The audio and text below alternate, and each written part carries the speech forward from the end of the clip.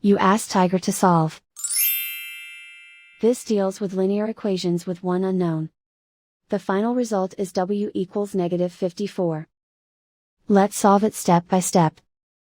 Group all constants on the right side of the equation. Add 11 to both sides. Group like terms. Simplify the arithmetic.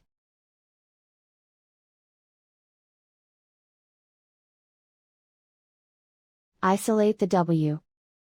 Multiply both sides by inverse fraction 3 over -1.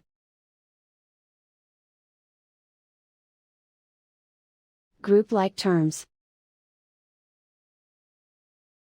Multiply the coefficients.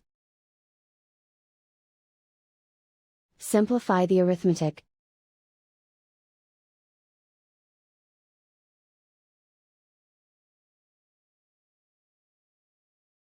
And so the final result is w equals -54.